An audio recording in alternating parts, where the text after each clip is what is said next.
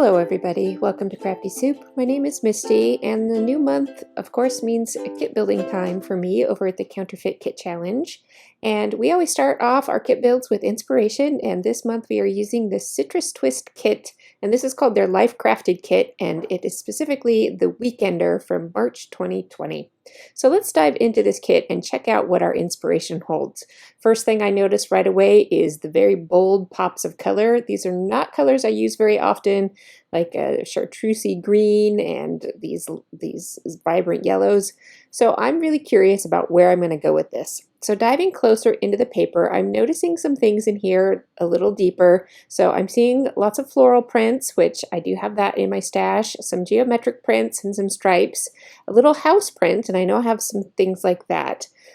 Looking at embellishments, I see lots of chipboard pieces, lots of die cut pieces, lots of hearts. Here are some journal cards, and this polka dot in particular sparked something for me, so I'm going to pull that in later. Again, here are lots more die cut ephemera pieces, more chipboard and die cut ephemera, and again talking about florals in there. And that brings us back to the overview of the paper. So like I said, when I was thinking about this kit, I had a hard time thinking about where I would want to start. Do I want to start with florals? Do I want to start with that house print? And down here in the chipboard, the color scheme there totally reminded me of my pink fresh supply. So maybe I wanted to start with a manufacturer. And here the hearts reminded me of a set of hearts that I have from Ellie Studio. So do I want to start there?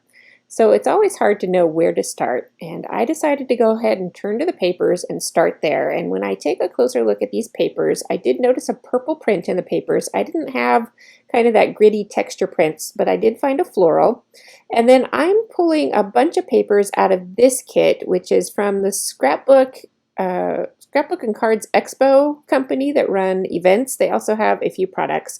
So that floral, this bright yellow stripe there is from that kit, and we'll get to more pieces later.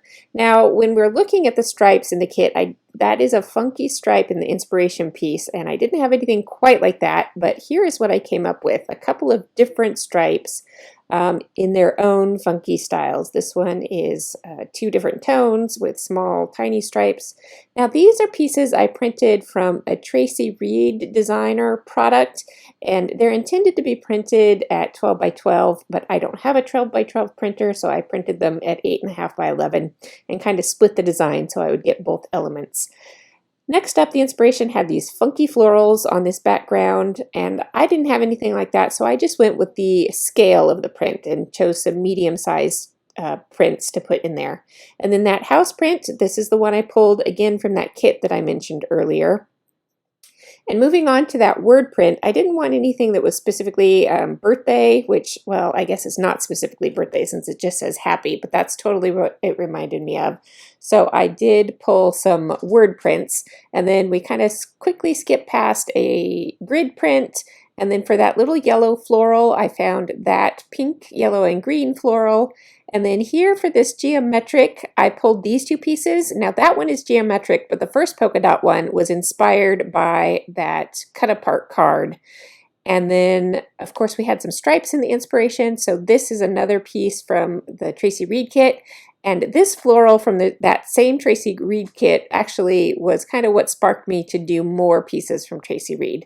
And then this floral is from Pink Paisley, and I think it matched up pretty well with the inspiration floral.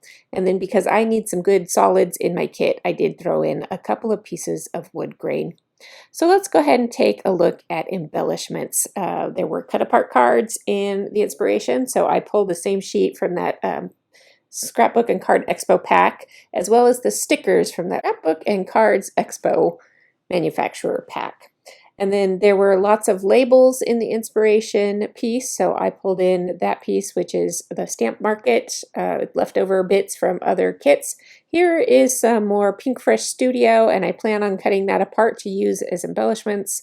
Now this piece I just pulled because I like it, and some of the colors were vibrant enough that they would go with this kit. And I happened to run into it along the way, so that's why it's in there. And then these are lots and lots of die cut pieces from that Tracy Reed kit. Now anything from Tracy Reed I print out at home myself, and then I cut them out. These in particular I cut them out myself. Well, technically I do it on the Cricut, so I let the machine do the work for me. And then I love enamel dots, so I pulled in a bunch of enamel dots and a set of puffy hearts.